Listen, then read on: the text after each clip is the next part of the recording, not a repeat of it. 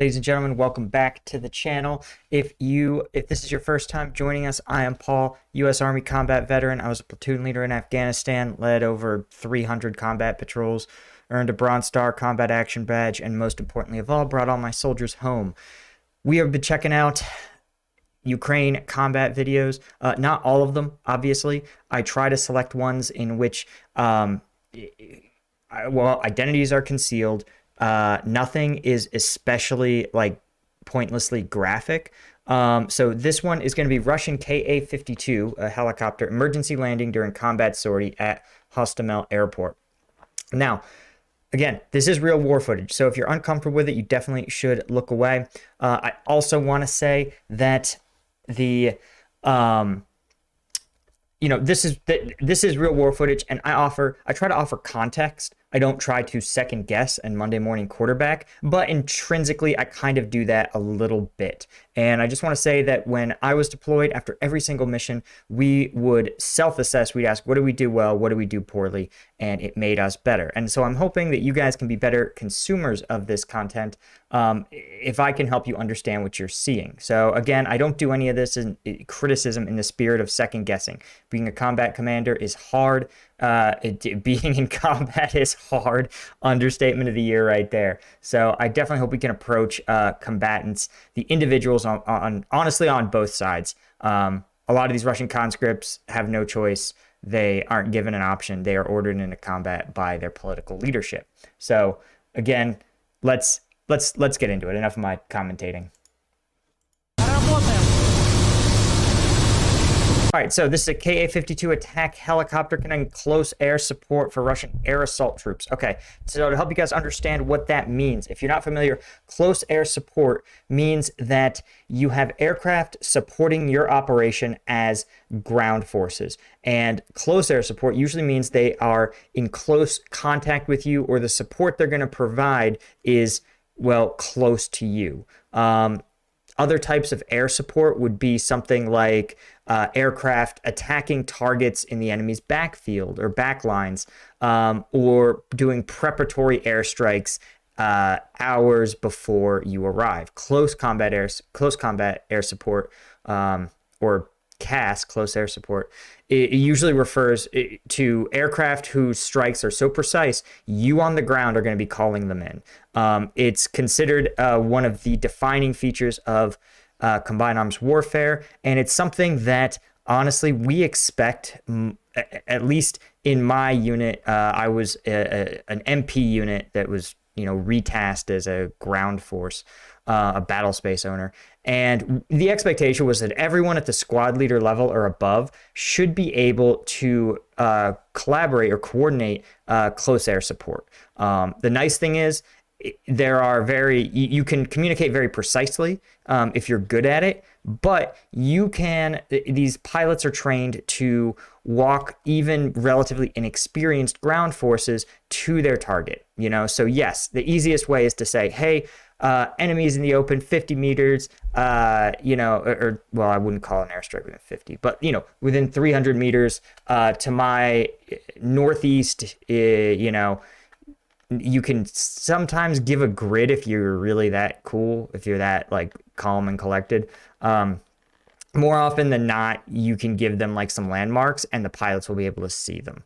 So it can be pretty easy. You just have to take the time to communicate clearly and not panic, right? And walk that aircraft to the target. And air assault troops refers to troops inserted into combat via helicopters. So helicopters will land or will just hover, and the troops will deploy out, usually used to quickly strike at a target, behind the lines. Okay, so he's using his rocket pods to, well, put rocket fire down. Looks like this is the perspective of probably the gunner. At least if it's like the US, our helicopter gunships or attack helicopters usually have a pilot who focuses on flying and a gunner who focuses on lining up targets, choosing the right munition, and sending rounds down range. And there's what's probably an autocannon. Again, you can see the tracer fire is letting them walk the rounds onto their target. So in the US, right, every round doesn't have a tracer. Usually it's every 3 to 5 rounds, even as much as 1 in 10. But there's some rounds that you don't see, and then the tracers help you walk the rest of the rounds to the target.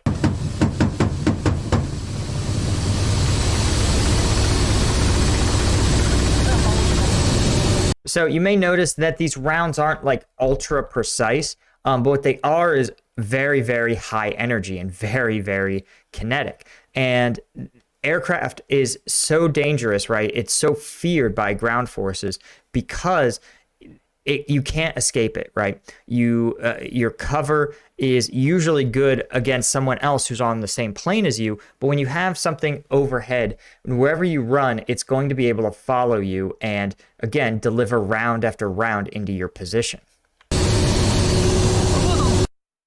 Okay, so this says it's an alleged Ukrainian man-pads position. Let's break down why this is good. So man-pads, or I think it's man-portable air defense. Yeah, I think it's like man-portable air defense system. So what this is a, well, it's some sort of anti-air weapon, usually one that is heat-seeking or IR-seeking, that is designed to be carried by individual people, right? It doesn't need to be mounted on a vehicle. And so it can be concealed in a way that is that you couldn't conceal a vehicle, right? And this is a great position for this simply because there is cover, right? So that from above, they look down, you don't see it. It's not even obvious to us now that there's man pads there. But because it's small foliage, those man pads, they need a clear line of sight into their target. And so because some of this is small, right, you can pop out, line up your target, and keep going. So they may fly by, and after they pass, the man-pads operator may pop out, start to line up his sight, and prepare to engage.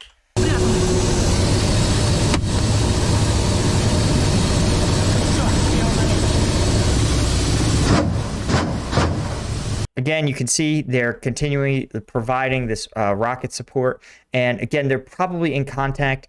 If this were a U.S. force, and I've heard different things about Russian ground forces' ability to collaborate with their aircraft, but if this were a U.S. ground force, the person directing that attack helicopter to its targets would be the ground forces, right? Someone would be air assaulted in, and they would be in direct contact with the helicopter, feeding them enemy positions, because they are going to be able to see. You can see this helicopter has to attack from a pretty considerable distance.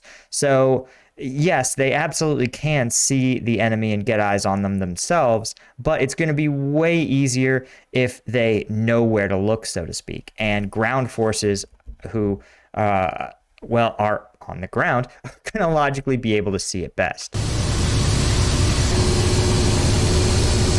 Right, you can see it would be easy for ground forces to say, hey, check the west wall. It looks like there's a turret there or a Ukrainian fighting position.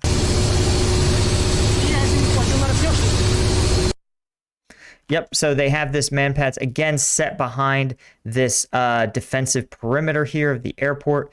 And I guess this may already have fired. It's not clear. But again, it's another great spot. You can see where there's open terrain where they can line up a clear shot, but there's also at least concealment. I don't know if those trees would provide cover, but concealment so that the aircraft pilots can't see them.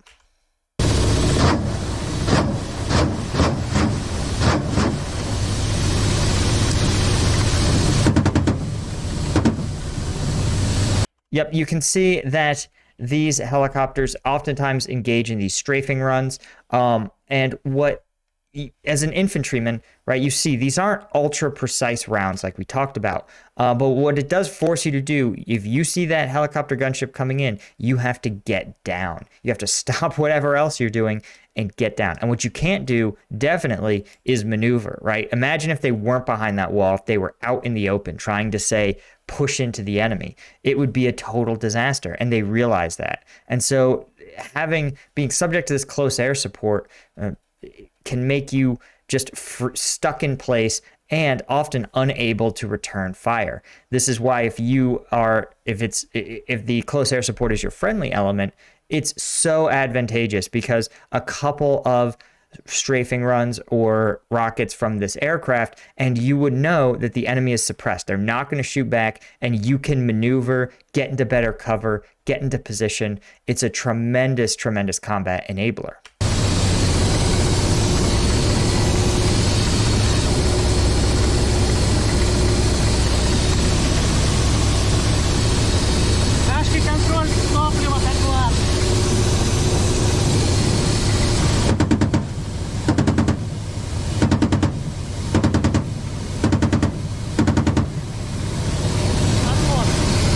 Yeah, this is a ton of comment. I'm sort of shocked that the Russian Ministry of Defense released this video, because it really shows a lot of the combat capabilities of this aircraft. And you can see it's considerable. What sort of surprises me a little bit is that just how close this close air support is.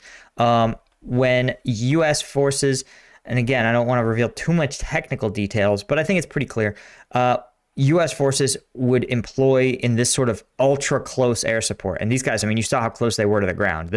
They are putting the close and close air support here. We would do this with our Kiowas, our smallest class of helicopter, armed with just a minigun and capable of a few strafing runs. But our larger, like Apache helicopters, those generally would have a lot more standoff. They would fight from much higher up. Some of that is to prevent being targeted by things like RPGs. But their weapon systems and their gunners enable them to engage targets from a distance. So they can see and engage from way higher up, and still deliver the same level of precision munition.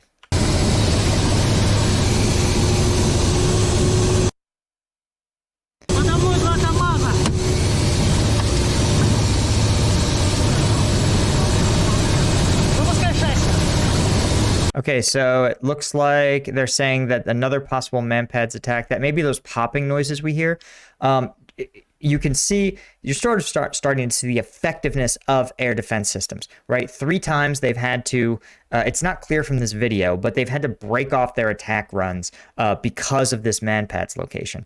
And oftentimes, though it doesn't seem like that's the case here, for U.S. forces, the presence of man-portable air defense systems, if you can't knock those out, then you can't really employ your aircraft fully. So this idea of Russians having multiple aircraft pushing into their combat zone, this is something that isn't super aligned with U.S. doctrine. We would have more standoff. We would, if there were manpads on the ground, we would try to employ something with a little bit longer distance, a little bit more standoff, so that could take out those manpad sites. Or the helicopter would rely on its infantry on the ground, right? Close air support works both ways. And having infantry on the ground, you can sit there and say, hey, be advised, manpads, I need you guys to suppress this location. Here's where they are. Do you have anything to spare that can put this down? I can't continue to support you guys without you doing something about this manpads. And the infantry may say, roger that, our mortar teams are going to put rounds on that location. Hey, roger, we've got a squad, we're going to push towards it. Or even something like, hey, I'm going to have my 50 caliber, my Mark 19, suppress in that direction. I'm going to keep their heads down for you, right? That's the best. That's when they talk about the combined arms fight. The helicopter gets protection from the infantry, and the infantry gets protection from the helicopter.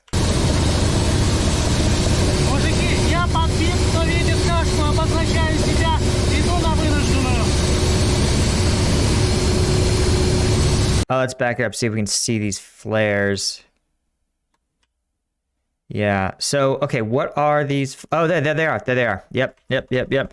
Okay, so what are flares? The flares are just, we talked about manpads being infrared seeking, think like a Stinger, and yeah, flares are just hot. They're just other hot objects that will divert the missile. It doesn't have a ton of maneuverability, right? It's not like video games where the missile will like turn back around and come at you.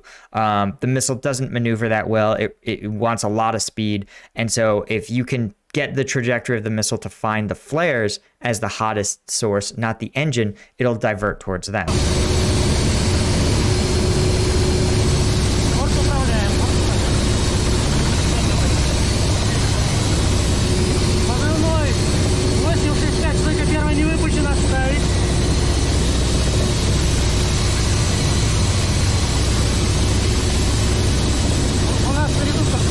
Okay, so this is the helicopter actually running an emergency landing. You know, I don't speak Russian, but I will tell you these pilots are probably absolutely terrified right now. So right now he's going to be telling his command and the other aircraft in the air, hey, be advised, we're making an emergency landing. We've been hit. And he's probably asking his other aircraft on station to provide cover for him.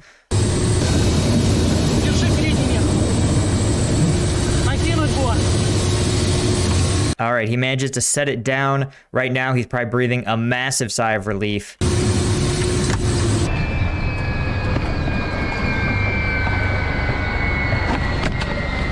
And because they're in a combat zone, they are getting out of the helicopter immediately and taking up defensive positions.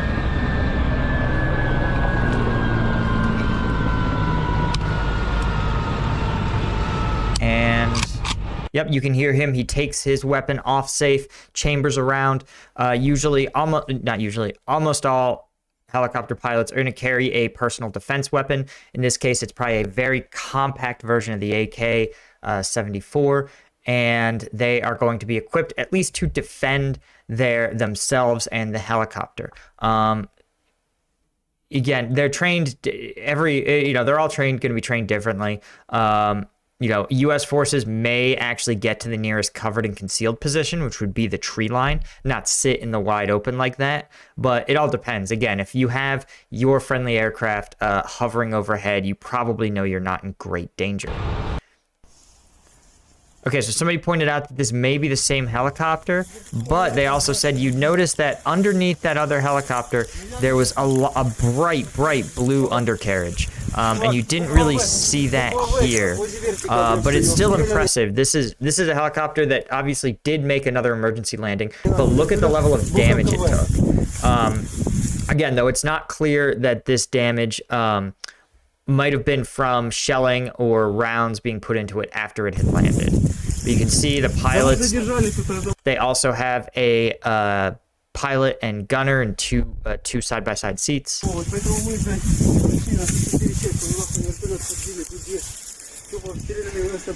Yeah, but it looks like almost the exact same model of helicopter. Another KA-52. Okay, guys.